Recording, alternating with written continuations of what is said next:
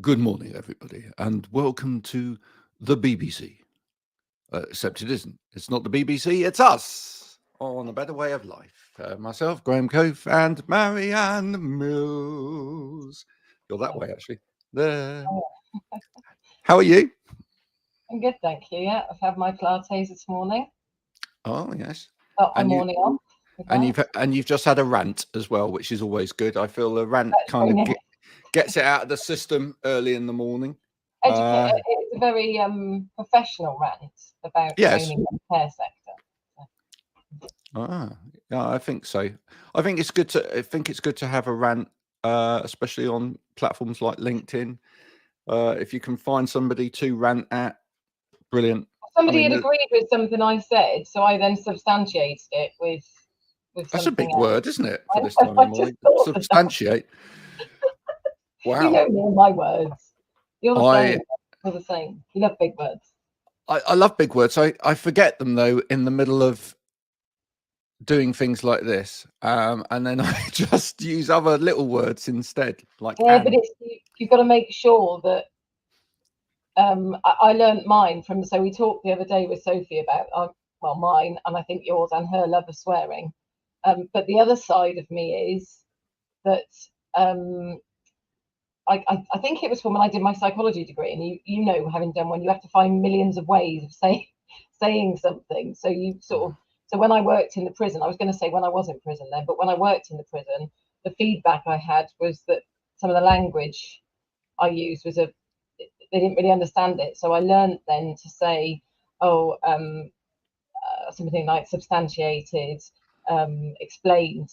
So I would use the words, but use a word that people normally would use. So it's a way of teaching people another word discreetly. Well, I think the fact that we're now talking about I language know. is perfect, because this is a brilliant time to bring our guest of today in, Richard Uridge, former purveyor of the BBC. I don't know whether he still does work for the BBC ad hoc, and an all-round good journalist egg. Here he is. Hello, Rich. Hello. Hey up. Hey up, lad. Not anymore. Not anymore. anymore, Grandma. Now, it's an interesting one, Rich. And before we get into finding out a little bit about you, for anyone that doesn't know you, etc., let's just very quickly talk about language, because Marianne there mentioned long words and studying at university. I had a real tough time of that, because I went to university. First year, I started doing my degree. Second year, I decided to do a diploma in broadcast journalism at the same time as my degree. Wow. The two things do not mix very well when it comes to language and use of language, because on the one hand, you've got a group of people telling you to take something very simple and complicate it as much as possible using all of this incredibly complex language. And on the other hand, you've got someone telling you, take something that's incredibly complex and make it as simple as possible in as few words, and never the twain shall meet. I discovered in the phrase of that I preferred the latter. How about you? Making it as simple as possible for the widest audience to understand every single time. Funny you should say that, because I used to get into some really interesting conversations when my daughter was doing her degrees, and she would have to write sort of 50, 60, 70,000 words as part of her master's or a doctoral thesis or whatever it was she was doing at the time. And all of the words were chosen for their complexity and their length. And it was all padded out, in my view. She railed against that and said it wasn't. And I was approaching it from completely the different end, not as an academic, but as a journalist, and saying, if you can make your point in as few words as possible and use simple words, surely that's better. Everyone then can understand it. But I don't think we ever quite resolved the tension between academic writing and journalism. So really different. I think that's why, Graham, I kind of both meet, because I'm the academic teaching bit, but the other side of it is I need the people that I'm teaching to be able to understand. And when you've got a wide array, when you've got a wide range of people, it's trying to find that way. And I think I naturally fell into doing that, saying the word and then straight away saying the word. Good old-fashioned plain English is the very best. It doesn't insult those who know the big long words. It doesn't discombobulate those people who choose a word. Good word. But it brings along those whose vocabulary is perhaps, for all sorts of reasons, a little bit more limited. And that's the key, surely, as a broadcaster, as a journalist, and indeed, as we both now do, Marianne, we train people. And if our audience don't understand what we're saying, well, then the chances of us training them effectively is frankly zero. I think it was Einstein who was quite clever and had the equivalent of, I guess, lots of degrees, and he said everything should be as simple as possible and no simpler. And that's been my mantra as a trainer and as a journalist in some respects. Well, yeah, I mean, I grew up Church of England and used to attend on a regular basis, and of course, if you look at sort of religion per se, a number of religious texts, and actually within those texts as well, if you look in the Bible, the rabbis, etc., they would control what people knew by being the educated ones, etc. It was kind of a, throughout the years, if you couldn't understand it, the common people couldn't understand religion, it was what kept them at bay, really. And we still kind of try and do it today to some extent. I think a lot of younger people, I remember being in church when I was younger, and I used to say, I have no idea what you're talking about. And actually, one of the, I don't always go to church, but there's a minister he's retired now, but when he takes the services, my kids are really interested. And I say to them, you can go, you don't have to go. But he makes it really interesting, and they'll have maybe a verse or something from the Bible, but then he talks about what that was about. And so it doesn't kind of really matter what your religious connotation is. It doesn't really matter, because I just sit there and I take from it what I need to, because he makes it into something that's digestible rather than just, I've no idea what you're talking about.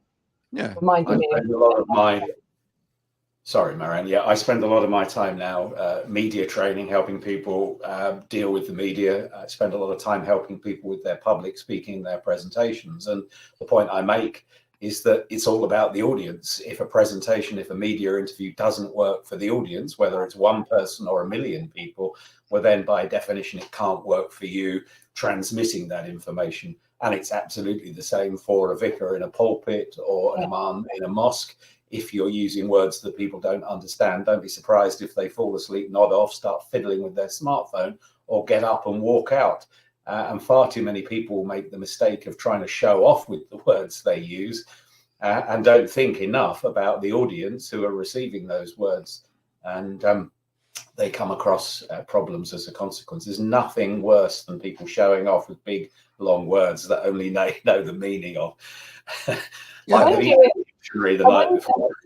wonder if that comes from, for me, I've talked to my experience at university. I hated it.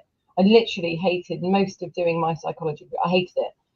And it's only now that I teach that I understand why I didn't like it. And it was because they were very academic and they knew their stuff, but they just couldn't communicate that whatsoever.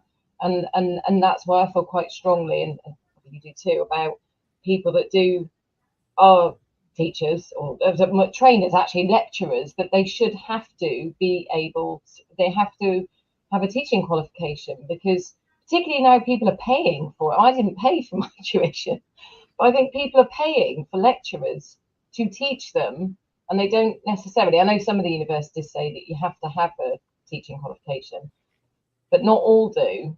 And I wonder if that, you were saying about with your daughter, whether that would be different, and if the institutions would be different if they got down off there and understood it's about actually making it understandable.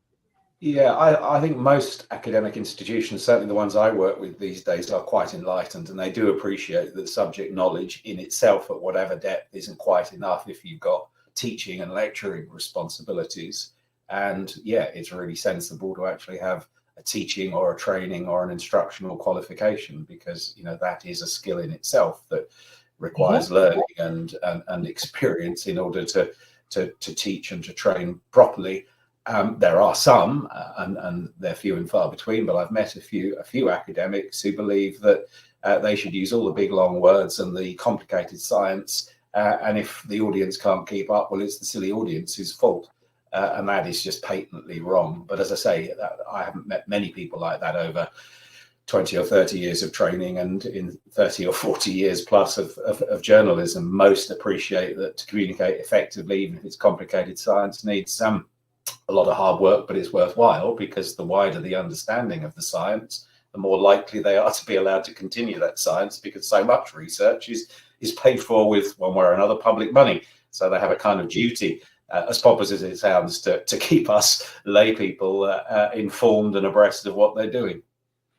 Let's come back to this in a minute, because it's a brilliant conversation. I don't really almost want to sort of come away from it, but we do need to find out a little bit more about you, because the audience are now sitting there. Okay, I get some gist of what this guy does, but we don't know him yet. So do introduce yourself properly.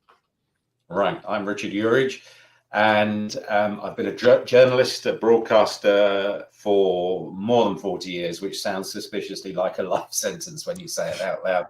Ariane mentioned prisons earlier, with no time off for good behaviour. Not that there's been much in that time. And for probably a half or three quarters of the time I've been a journalist, I've worked as a media trainer and as a presentation skills coach. So that experience, I think, really helps my clients engage with the public in a public speaking role or in a media interview. And I love it. I love words. That's the main way that human beings communicate. Not the only way, of course. There are lots of non-verbal ways of communicating, other ways as well, in fact, through touch, for example. But mostly it's about the words that we speak and the words we write. And because there are so many of them, sometimes inevitably we choose the wrong ones. And I kind of help people choose the right words and put the right words in the right order, if that makes sense. Yeah. Do you know what? My mind, just because my mind does this stupid kind of thing, in the middle of you saying all of that, so I suddenly thought, wouldn't it be great if one day we did one of these, but we just got people miming through the whole thing? Nobody says I do that when I talk anyway. I'm a conductor. Well, yeah, I know. Oh, well, conducting, yeah. But wouldn't it be great? You'd have to learn to do mime properly. But I think if we could get some like mime experts on, and we just, and then that brings my mind back to. Do you remember Howard Jones? Do you remember the mime artist that Howard Jones used to have? Rich? Yeah, 80s pop star, wasn't he? Yeah, that's right. Yeah, like to get to know you well, and it was all all that sort of thing. Brilliant. That's when videos were actually videos for pop. I sound old. For music. Well, actually, if you're giving an interview or a presentation, the words are, of course, very important, but there are occasions where people's actions, even their facial expressions, speak, if you like, louder than words. And in particular, if there's conflict between you and the audience in some way, they don't trust you because you're a politician, perhaps, and they like pink or red politicians and you're a blue politician. Let's give that as an example and not use Conservative and Labour as names, so we get into deep, small p political trouble. If there's tension between the audience and you as a speaker, people tend to fall back and trust their instincts. And I can hear my old mum in my head now saying something like, "Oh, don't trust him, his eyes are too close together." She would make a judgment about somebody's reliability based on how far apart their eyes were. Never trust a reptile, a frog, because their eye, I don't mean a French person, I mean a frog as in, because their eyes are so far apart. Clearly it's nonsense, but, we are animals when all's said and done. And we rely on our instincts a lot. So in a presentation, the idea is, get back to the point, Rich, in a presentation, you've got to make sure that the words you speak and the actions of your face and your hands and everything are all going in the same direction. It's no good saying you're welcome and then being petrified and having your hands crossed across your chest like that, because you don't look as if you're welcoming people at all. You're hugging yourself because you're cold, because the adrenaline of the presentation has made you feel a little bit cold as all the blood rushes from your skins into your inner core to help you fight or flight. So you're hugging yourself, but people don't see that. They see you shutting them out with your arms crossed across your chest, and that can introduce all sorts of conflict into communication. That's why it's so.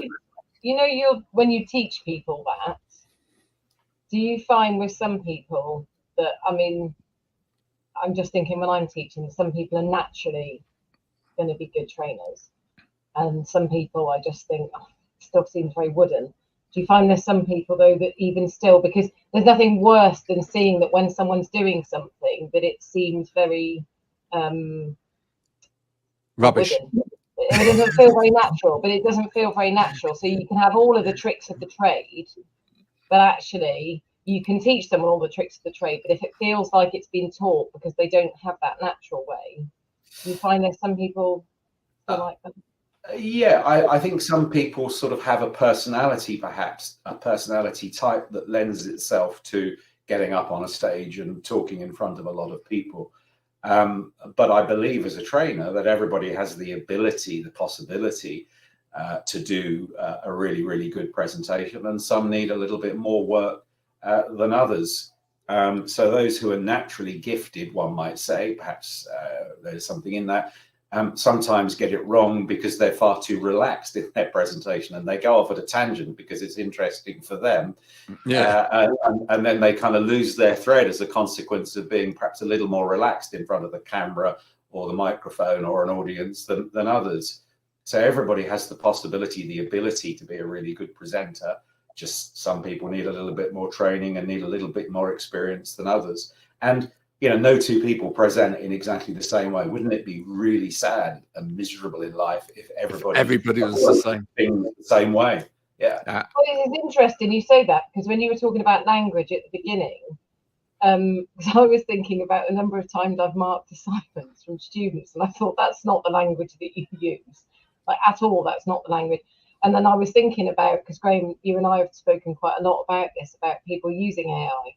Because I think it's a great tool to use, but how when people use big words or whatever, that you sort of see through it then, because you think that it makes me then feel like I discredit the whole of what's been put there because I don't believe it then. Whereas, I know that obviously, Graham, for what you do, for your work, you do things, but I know you spend a lot of time really getting to know and understanding the language or the style that person would write in. So as soon as somebody just straight off uses AI like that, I think that's an AI word. Oh, there are very definite AI words as well. Foster. Foster. There's a great AI word. We must foster relationships. Who actually says that? Well, they're indeed, and some people do speak as if they are using generative AI kind of somewhere buried in their head or in their stomach, and they open their mouth and out comes something that sounds nonsense. In broadcasting, where of course journalists are relying on the spoken word largely, there's something about the sound, the conversational quality. It sounds naturalistic. And an old editor of mine, a newspaper editor rather than one in radio or television, said to me, just imagine if you're struggling to tell the story, if you're struggling to find the right words, just imagine you've sort of rushed into a pub. This is how long ago it was when journalists spent a lot of time in pubs. Just imagine you're, in a queue at a bus stop waiting for the bus to come along, and you're trying to explain to people what's happened. You wouldn't talk about fostering, firmer ties between you and, somebody else. You talk about making friends, and you'd use much plainer kind of language. We'd be choosing words that are kind of almost subliminal at an instinctive level, not getting out Roger's thesaurus and looking for all the long-winded alternatives. I mean, one way of putting it rather bluntly, forgive me for using this slightly risque language, is bullshit bingo. You can sit and listen to some presentations and some interviews and you think, gosh, they've just swallowed a thesaurus because they're using all sorts of words that, frankly, to the rest of us sound like bullshit and make me in the audience suspicious. What are they trying to cover up here? That they're not very clever, and that if they use big words, they're much, much more clever. And actually, I think paradoxically, using a slightly big word, the opposite applies. You think less of them rather than more of them for trying to fox us with those. There's no feeling. There isn't that feeling. And like you say, you get a feeling with, I was saying to a friend a long time ago about the way that I wrote, and he said that it's very conversational, which is very different from that other side where I can write essays and I can write a piece of work that's aimed at, maybe being like that. But it was funny because I felt like I wouldn't be taken as seriously just because of some of the people I'd been around. And I said, but actually no, because when you read it, I can imagine you actually saying that, because that's how you talk. Yeah. That's how you talk, and people hear that then. And you're really onto something important there, Marianne, because if you think about it, words, as in the written version of them, are Johnny-come-latelys. For most of us, we've only been speaking rather than writing for the past 150 years. Before that, even more recently than that, working folk didn't really write. They were, to all intents and purposes, illiterate. So we, and in any case, every single day, we get much more practice at the spoken word than we do the written word. Of course, there are some people, writers, for example, who the opposite applies to. But for most of us, we're pretty good at speaking. We're pretty good at conversation. The stakes may be low. We're talking about the lousy weather. It's pouring with rain here right now in Shropshire. We're talking about where we've just been on holiday or where we might be going on holiday, talking about our kids. So they're all conversational things we talk about.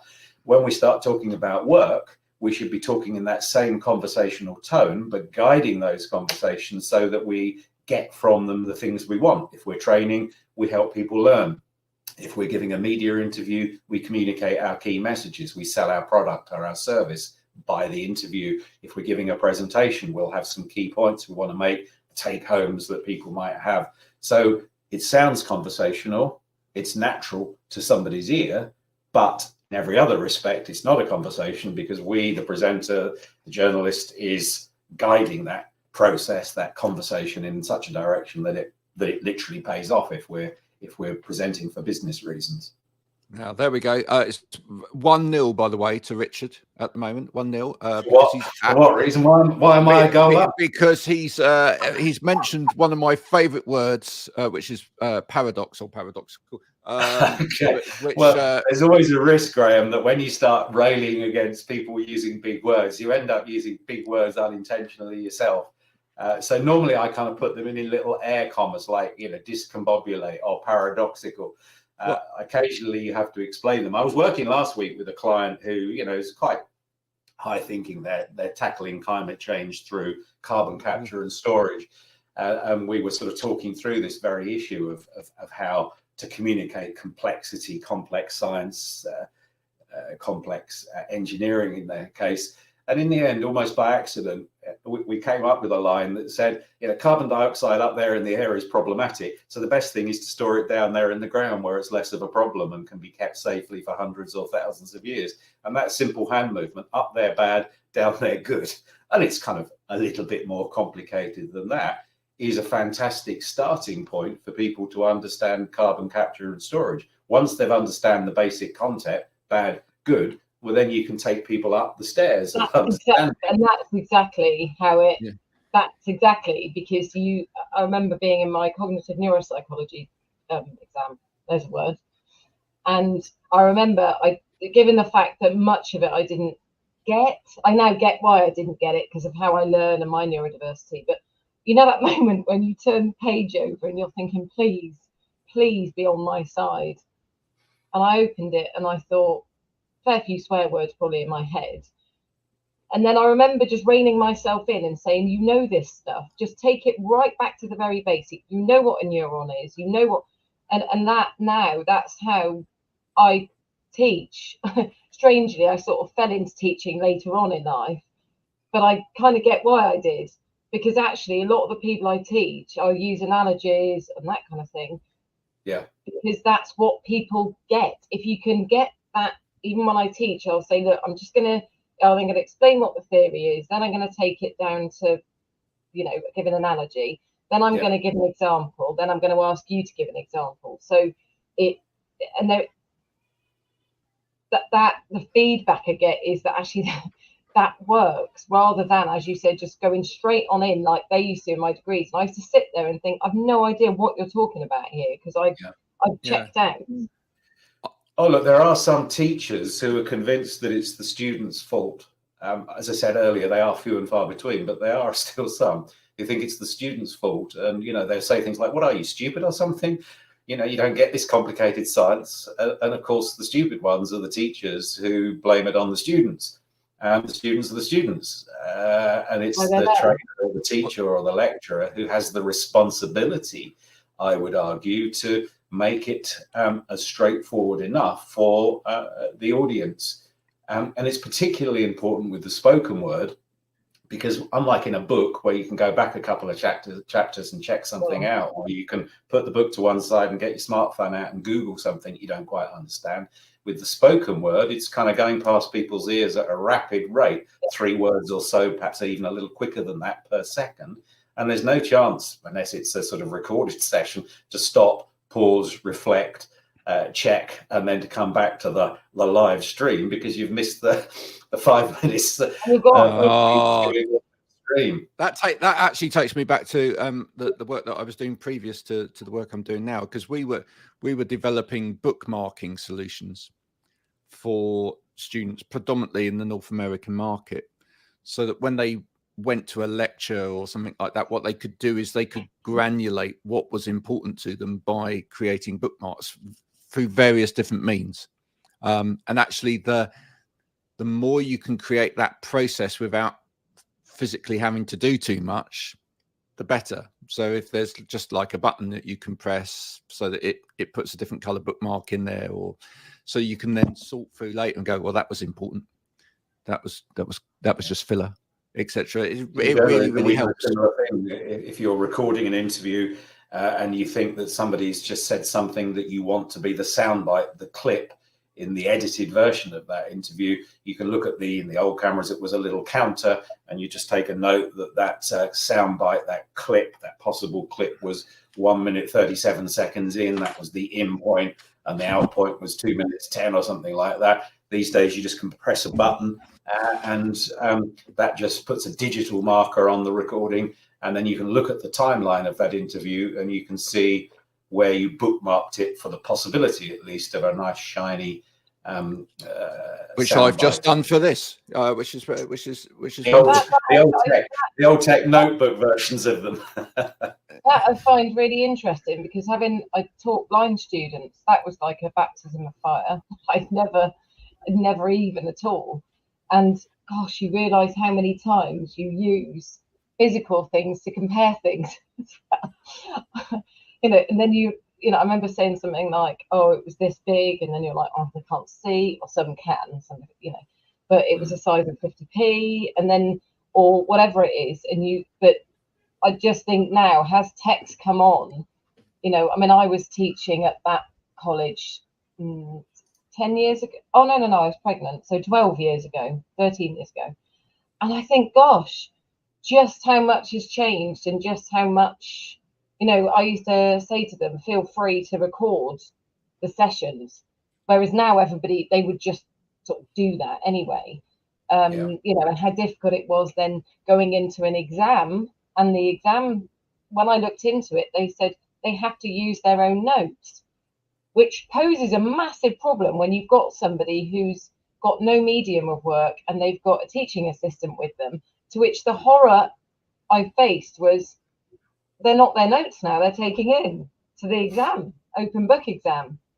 So interesting now that how things have come on and how the exam boards tackle that kind of stuff, because it was a big problem. It's amazing, isn't it? The technology checking on technology. I mean, we've got things like Turnitin now, which checks for plagiarism within universities, etc. And then the technology will get better so that it won't be detected by the technology, and then the technology has to get better. Eventually, we will all, as I've said before, we will all be sat in the Bahamas. Our avatar will be having Zoom meetings with another technology. We'll just get a little voice message afterwards to find out how the whole meeting went, and we'll just enjoy. You really don't know, Graham, whether this is the real Richard or whether this is simply an avatar, and that the real Richard is somewhere on a beach in Tenerife or the Bahamas or Well, this is why Richard has that face in the background, is so that he can put that in his place. He dresses up, that can be makeup. absolutely anybody. All of those technological things are, you're talking about them in some respects as kind of pluses. Students able to bookmark a lecture, easily able to check stuff out on Google. Universities able to check for plagiarism and so on. But I think there is a kind of downside to all of this technology, and that is, in my experience of teaching adults over 20, 30 years, attention spans, rightly or wrongly, probably wrongly, but hey, it's a fact, have come down. And chunking stuff up into bite-sized chunks is much more important. And it depends, of course, how heavily invested in their learning students are, adult learners are. And most, luckily, that I work with are very, very invested in the right outcomes. So they're prepared to, attend fully for hours at a time. But within an hour-long slot or a 3-hour slot, which is what I tend to offer, you've got to break that into much smaller chunks, because otherwise people begin to lose the thread, and they'll then start checking out their Facebook profile. Well, that kind of comes back to what we were saying right at the beginning with language, isn't it? I mean, in a way, there is nothing wrong with academic language. There is nothing wrong with using longer words, bigger terms, being and having to be an expert in the whole language of things in order to be able to explain something at a complex level. But it's stepping stones, isn't it? It's providing stepping stones. If you don't provide the stepping stone up to that, then you stop any introduction to that for a whole group of people at a certain stage. And in a way, that's how social media has developed these days, is that the longer form content, it's still there and it's still relevant. And young people do want to absorb long form content, but they want to be really particular in terms of what they spend time doing looking at in terms of that long form content. You've got to draw them into it. So you've got to produce all of this short form 20-second snippet type content or whatever, up to a minute content, up to the you have to take them up the bridge to go, you want to know more about this, you want to know more about this, and but I think we've talked quite a lot about this as well, Graham, and I don't know if other people feel the same. I think it was interesting what you said. Do I call you Rich or Richard? I don't like shortening people's names unless I've been told to, but you have put it on there. Rich or Richard do. The older I get, the shorter my name becomes. So kind of when I turned 60, I thought Richard just sounded a bit old, and it's not a terribly fashionable name. So I like it. It's a Rich. And when I get to about 70 or 80, it'll be just R-I. And then eventually I'll be known as the journalist formerly known as R. It'll just be, some kind of. Richard. Like I like Richard. The one thing the one name that I don't tend to answer to, although my kids tease me, is Dick, because that's just kind of changed over the years, and it now means something, a little bit more risque than just the short version. We had a teacher at school called Richard Head. Very, very unfortunate. Parents weren't terribly foresighted there, were they, really? I didn't think about that at all. So you were saying about people being heavily invested in what they want to learn, and it's a frustration that I'm finding now, is that people they seem to talk the talk that they're heavily invested, and there's a fine line between these chunks of smaller bits and wanting things very quickly. People seem to want to get through things at the rate of knots, which poses a problem. And this is a discussion I had with somebody yesterday. It poses a problem when you've got a business of of having to sort of go with how things are because you've got bills to pay, but also sticking your neck out with what you feel to be true. Because I know that the qualification that I teach, it's kind of been eroded, I would say, by bigger training companies doing it over shorter periods of time, which erodes, not only makes it difficult for those who want to teach it and really get into the depth of it and teach it for people so that they can use it rather than tick box,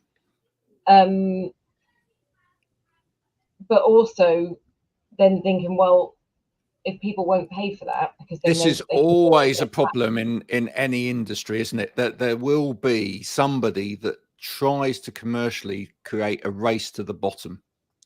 They will take something that fundamentally has a quality framework around it and go, how do we deliver this at a cheaper price? Well, What I teach over 12 weeks, 3 hours in an evening over 12 weeks. And Yep. that's what got me into loving. I fell into doing what I do. And I thought, wow, I really love this. It uses my teaching experience. It uses my psychology. And then I went to work for another company, and that was over 3 days, but 2 days of teaching. And I literally feel like I hold my breath and then I end up having to really cram it in because there's so much more I know that they need to know, even though it's not on the list. Yeah. We had the same thing, and Richard will probably attest to something within what he does as well. We used to have the same thing within the workplace assessment sector, in that when I first started, there was reasonable money for going out and carrying an assessment, which would have been a couple of hours long, which would then require a quite detailed report as part of it, which would then require a detailed QA process to make sure that that was entirely right or whatever. And then it would, it gravitated, by the time I kind of left it, because I was getting a bit fed up with it, it gravitated down to you spend 30 minutes with the person, and here's Word, and at the top of Word, here's kind of a ribbon kind of thing. You press the button and it will insert all your answers in there, and you just end up feeling, well, the next stage on is that there'll be a robot to go and do it, and it won't be any good because the robot won't see any of this. You won't see any of what's really going on. You haven't got the time to investigate. And I just ended up getting in trouble a lot because I'm that kind of person that would just go, well, actually, sorry, but this person's got PTSD. If they want 4 hours of my time, I'm going to spend 4 hours with them. It compromises you, though, doesn't it? If you, in the end, you're not just credibility, because you would feel like it would be credibility because it's got your name on it, but also when you go into doing that sort of thing, or teaching, training, whatever it is, when you're doing it because you're doing it with a passion, because you actually want to make a difference, in the end, it's the same as social workers. It's why people are leaving teaching, nursing, because in the end, you can't do it. The whole reason you went into it's gone. Like you said, it's gone. The reason you loved it. Let's bring Richard in here. Richard, is the answer to this, though, to actually go the other way? So rather than say, actually, that was my quality starting block, which was, everybody had there, and now the industry's pulling it down here. Actually, what I'm going to do is I'm going to build something that was even better than what was there in the first place and go completely the other way. And there will be an amount of people that will see the absolute benefit in having something which is brilliant, because they will understand the value proposition of that as opposed to what's down there. Yeah. Well, of course, the argument or the debate about value and price, and some people use them interchangeably. Some people want the lowest possible price and they don't really care about the value. Some people are prepared to pay quite highly for really, really good value for money. And some people want you to deliver value training for next to nothing. So that debate will continue for as long as people are in business. We've been in business for getting on for 30 years. We celebrated our 25th anniversary during COVID and thought perhaps it would be our 25th birthday and out. But we're still here, we're still going. And I guess one of the benefits of being in business for a long time is you can get choosier about the clients you work with. That wasn't the case in the early days of ACM training. We were desperate for any business, and we probably chose a few clients that weren't good for all sorts of reasons, not least because they weren't really that invested in the training. They wanted somebody to help them to tick a box and to say that their lone working staff had done the lone worker training, so they'd covered their backsides, frankly, if anything happened to those lone workers when they were out with clients in clients' homes and things like that.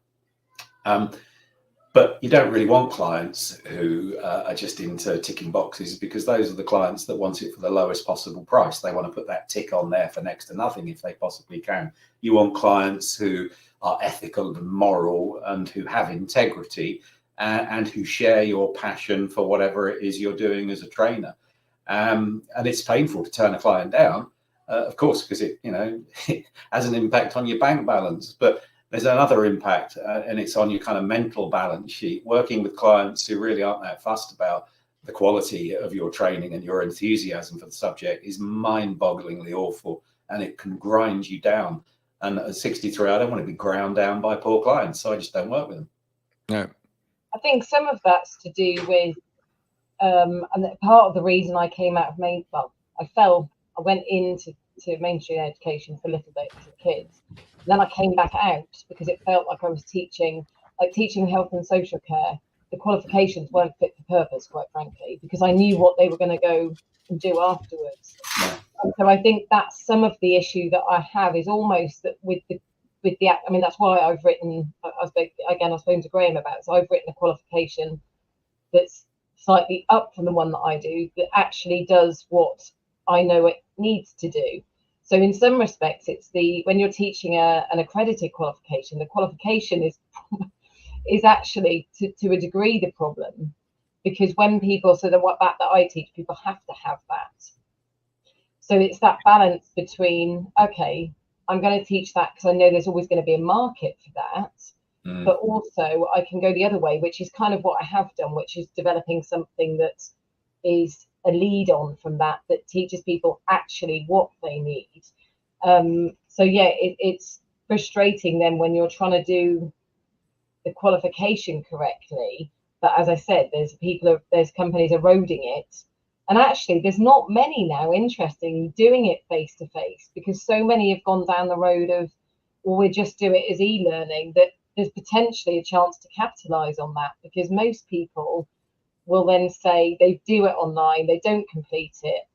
Sometimes they'll then come to me and say, that's what you don't get, is that those analogies, those stories that make it, as you know, as a trainer, those are the things that people need to hear. You can just read a book. Yeah, I don't. Obviously, a book's slightly different because it's not interactive, although there are interactive books. But I think the most important thing with training, whether it's online or face-to-face, is that with adults in particular, but with children as well, that it is interactive, that adult learners feel involved in the process of learning, that their pre-existing knowledge and skills are recognized or validated or incorporated into the training, and that then they're stretched and they get a chance to try out new things in a safe environment. And I don't think it really matters in many respects, obviously first aid training, when you've got to literally put your hands on somebody's chest and press down to save their life. Those kind of things at the moment aren't as simple to do online, but an awful lot of the training we do is just as good, if not better, online, frankly. And we've got lots of different buttons we can press to make it more kind of visually stimulating, which is, of course, really, really important. But just, you know, mentioning health and social care, don't get me started on that, because my concern is that rather than training people that work in health and social care in particular, and dementia care, which is a personal interest, is that too many people are kind of trained down to a price rather than up to a standard. They may be very well intentioned themselves, but they're not getting nearly enough effective training to add to the compassion and enthusiasm and the hard work that they might have for it. And providers should be building up to a specification, building up to a standard, not down to a price. But of course, the way that social care is configured, and it's very price, it means that sometimes the price is lower than is sustainable. Well, no, but this is where the problem is. So before I came on, I said to you I was replying about something, and it was on a LinkedIn thing. And it was that I'd stated on there about, I think somebody had said something about training. And I said, but so long as social care doesn't actually have a criteria that has to be met, there's always going to be a problem. And every time I see QC, I'll say it whenever I see them, not that they listen, is that, you know, I had at one of the road shows when they had an inspector on, and they said that one of the things they were moving towards was safety in education. To which I got up and said to them, but that's a load of rubbish, because how can it ever be safe if there's no criteria? So when I started out training, I said, where's the criteria I work with? Just like if I'm teaching a GCSE or A level, And I met with silence, and everyone said, well, ugh. I said, well, I can't work with that. How do I know? So I said, at best, it's the Wild West out there, because you've got, not only have you got trainers that don't have to have a training qualification, you've also got trainers that aren't necessarily qualified delivering whatever the heck they want. And then when the inspectors come in and say that there's a problem, there we go. We're always going to play training. We're always going to blame training because that's the problem. My argument is, well, how can you blame it on the training if you never actually stated what that training had to comprise of, what it had to be made up of? Yeah, and that comes to writing measurable objectives. It comes to writing a lesson plan. It comes to knowing what the minimum requirements are for a safe operating procedure, and making the training all about how you achieve safety in the workplace, how you achieve whatever minimum or specification or standard that you're setting yourself. But when there isn't one, yeah. But the thing is, Marianne, it may be a Wild West, but as long as you've got a sheriff out there. I want to be deputy dog. A deputy dog. Oh, we're talking about dogs. Come on, come in. Say hello. Come on.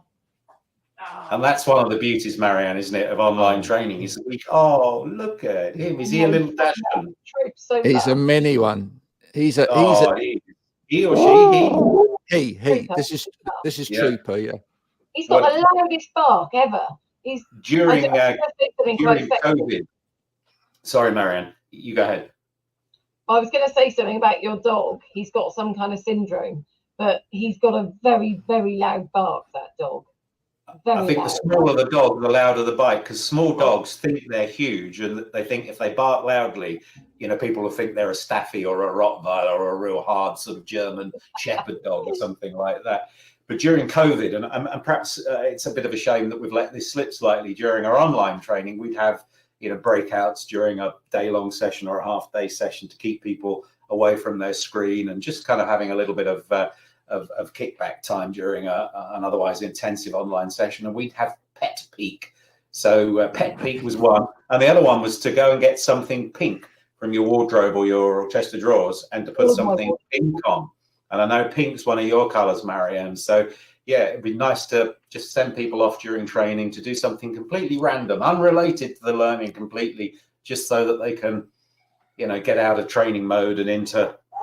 Have a little bit of cognitive break. Yes. Can I finish off saying what I was saying was about when you were saying about having a sheriff.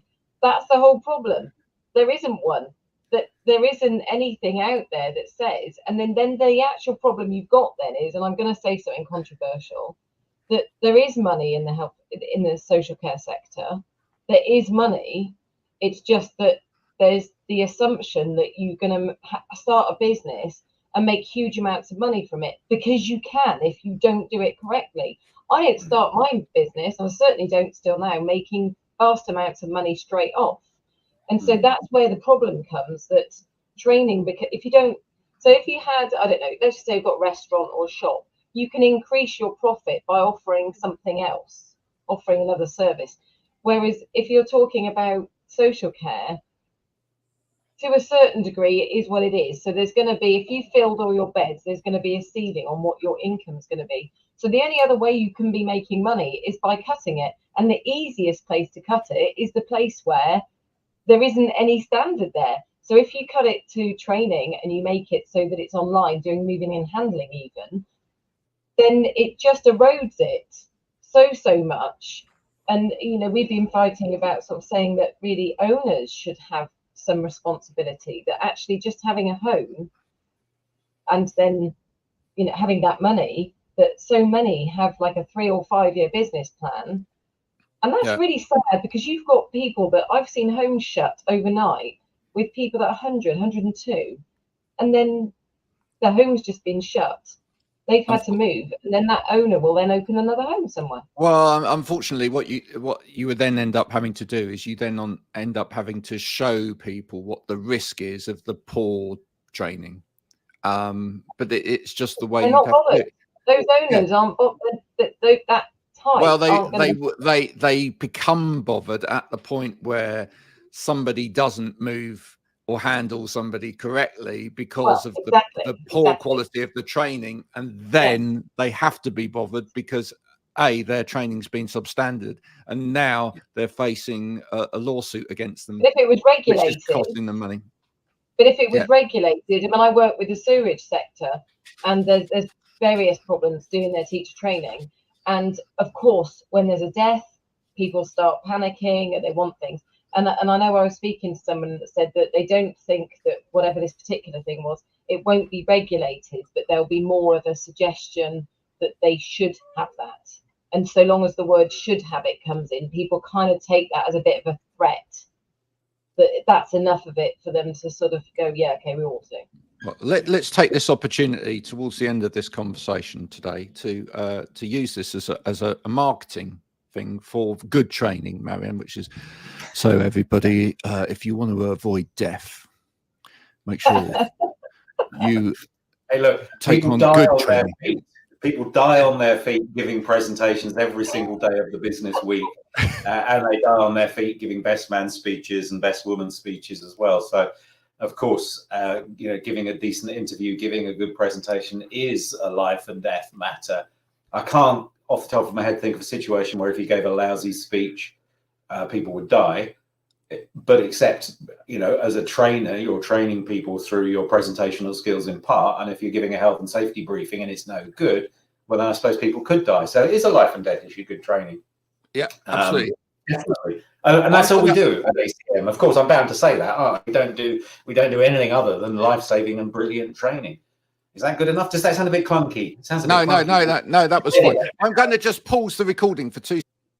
And we're back on because the dog wanted to go out. So there you go. And that was seamless.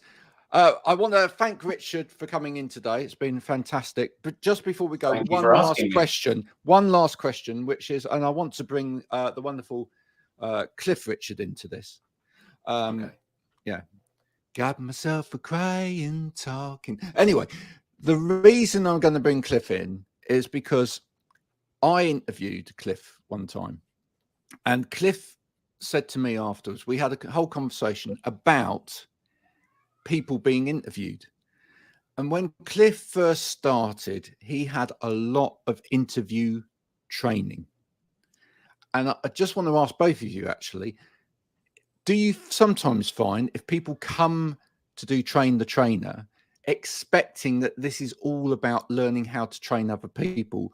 Richard, if you have people in to learn about being an interviewer, etc., or media skills, do they never think about the other side of it? What's it like sitting on the other side of the microphone or sitting on the other side of the classroom? Because it was eye-opening to me from Sir Cliff, that he's one of the only people I've ever spoken to about that. But actually, that training in how to be interviewed really, really helped him, and it probably meant he could interview as well, because actually understanding how you sit on the other side really, really helps. Any comments on that? Absolutely. You've got to understand, if you've got a microphone in the middle and you've got an interviewer and an interviewee, it's best to understand the widest possible context and to understand the pressures sometimes on journalists to get a good story, the pressures to be entertaining as well as to inform and to educate the audience. So that will help you understand that sometimes you're going to get asked cheeky questions that have nothing to do with the book you're going to sell or the film that you're promoting or the service or product that you're trying to sell. They're asking you because they've got a need, they've got some parameters to fulfill. And that understanding of the kind of literally the bigger picture in television can help you be a better interviewee, because you can offer them something in return for what they're offering you, which is access to their potentially huge audience, amongst which there'll be some buyers for your book or viewers of your film or whatever. So and still probably get the book in that you segue exactly. The book in. If you don't give something that's of value to the person asking the questions, well then your own expectations are going to be limited. It's less valuable to you as a consequence. And it's a horrible, clunky expression. It's not a long word. It's just a couple of words that's perhaps that are overused. It's one of those win-win situations. They get an entertaining interview. You get to mention your book or your film or your training.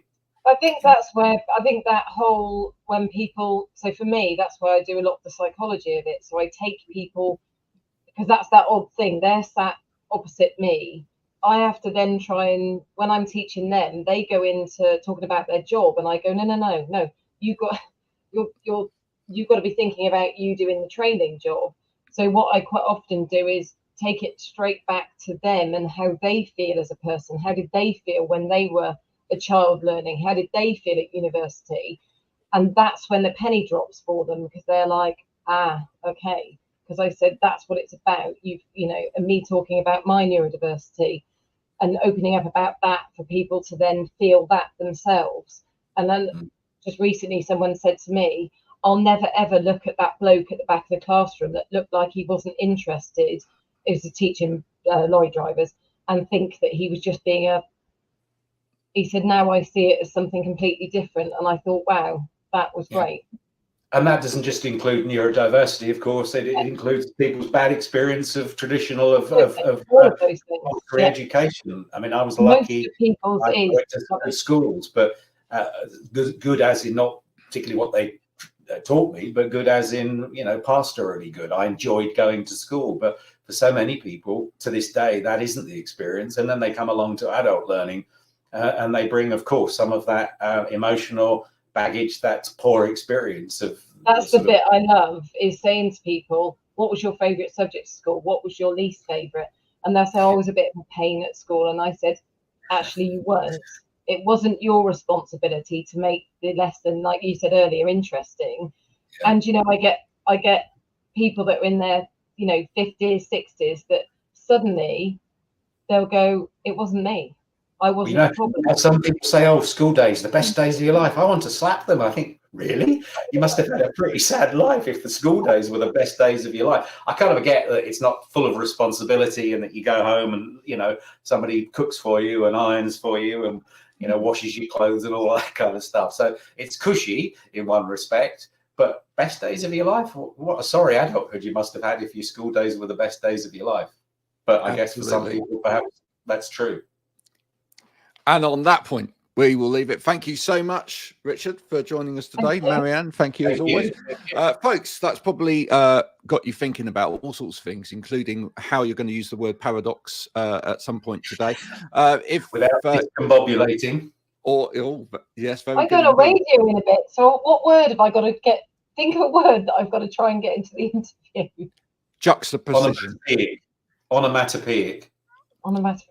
Onomatopoeic, yes, that would be good. Oxymoron. Oh, I like the oxymoron one. Yeah, well, get an oxymoron, you're a moron. If you can get any of those words into today, do let us know. If you've enjoyed this, please do share it. If you haven't, then, well, it's been a waste of an hour of your time. Until next time, thanks for joining us. Bye for now.